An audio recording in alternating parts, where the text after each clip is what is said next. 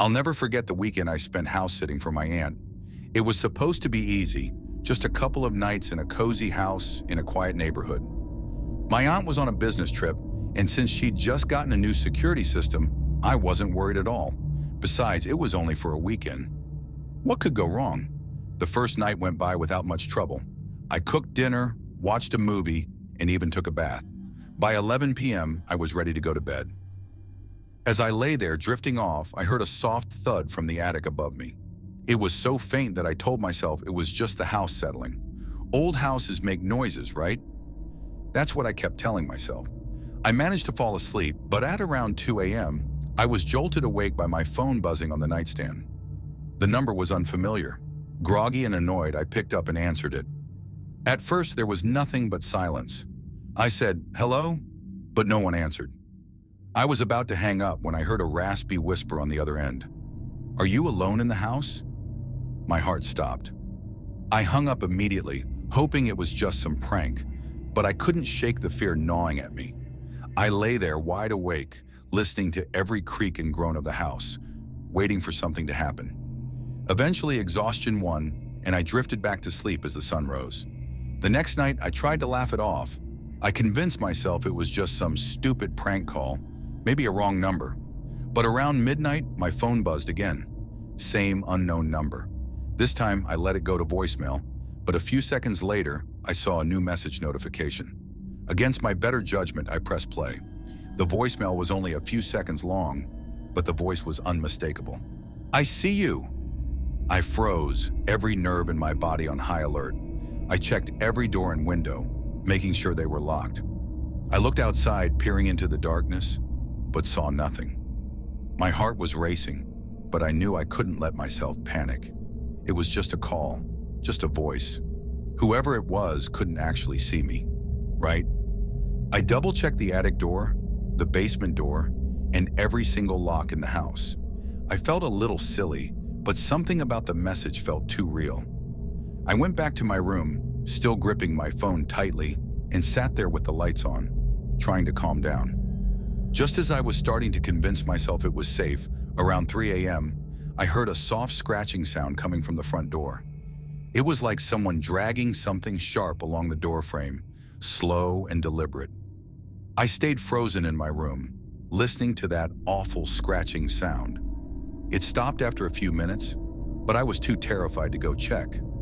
I didn't sleep a single second that night. By morning, I'd made up my mind. I couldn't stay alone in that house. I packed up my things, left, and called my aunt. I explained everything as calmly as I could, but she could hear the fear in my voice. She didn't question me, just promised she'd come back early. Later that day, she called me back, her voice shaky. She'd checked the security cameras around the property, the cameras I hadn't known were there.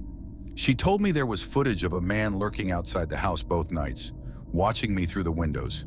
She saw him trying the front and back doors, moving from one window to the next, like he was looking for a way in. Then she told me the part that still makes my skin crawl. She had checked the attic after watching the footage and found signs that someone had been living up there. A small sleeping bag, some food wrappers, even an old phone charger. Whoever he was, he'd been hiding above me during the day and watching me at night. I still don't know who that man was or why he chose my aunt's house, but I'll never forget the feeling of being watched, the sound of that raspy voice on the phone, or the scratching at the door. I'll never stay alone in a house again.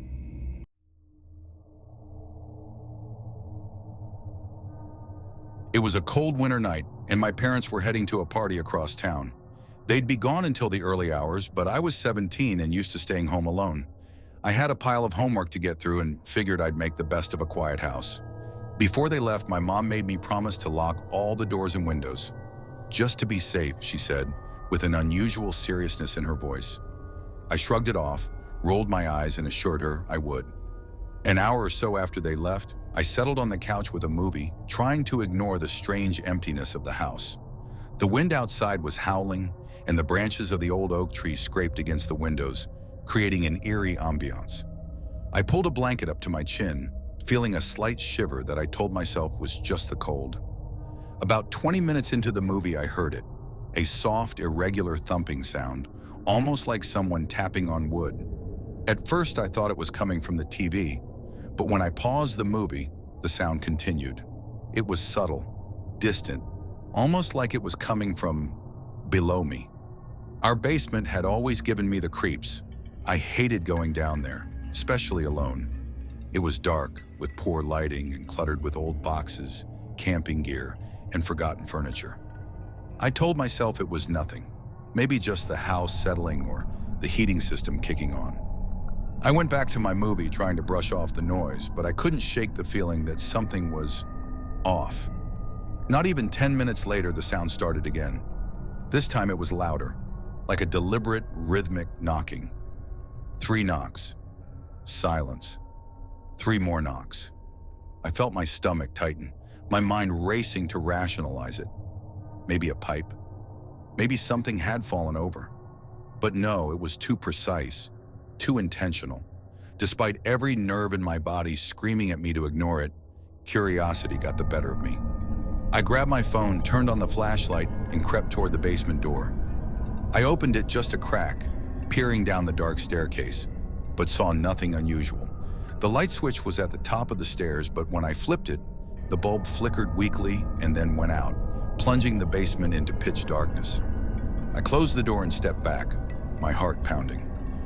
That's when my phone rang. The screen lit up, and I saw my mom's name flashing. I picked up, trying to sound casual, but before I could say a word, she whispered urgently, "Are you okay?" Her voice was tense, almost panicked, and it threw me off. She knew I was fine. I'd texted her just 10 minutes ago.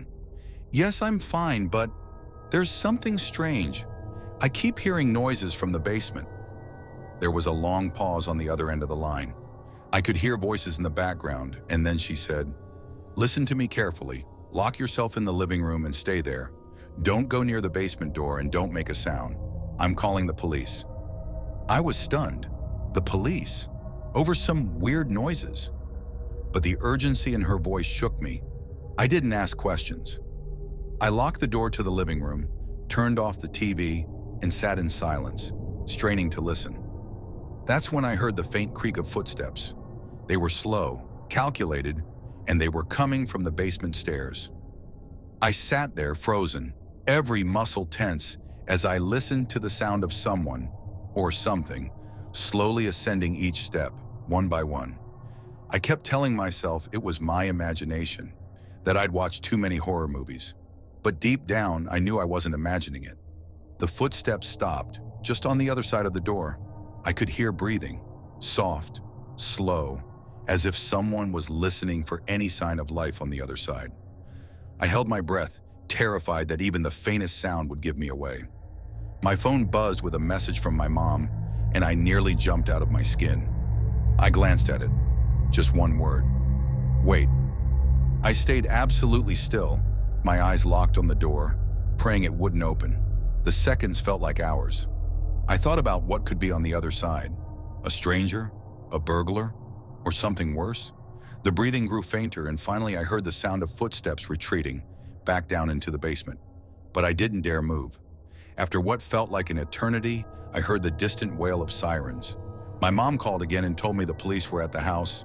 I jumped up and ran to the front door, flinging it open as 2 officers rushed in. They moved quickly, searching the house, and headed straight for the basement. I watched from the living room, hugging myself as I waited. Eventually, one of the officers came back upstairs, his face pale and grim. He asked me to sit down. He explained that they found evidence of someone living down there. An old, tattered sleeping bag, half-eaten food, a notebook filled with strange, obsessive scribblings. But it was what they found scratched into the wooden beams that chilled me to the bone. In jagged letters, scrawled over and over, were the words, "She doesn't know I'm here." The officer said it looked like the intruder had been there for weeks, maybe even months.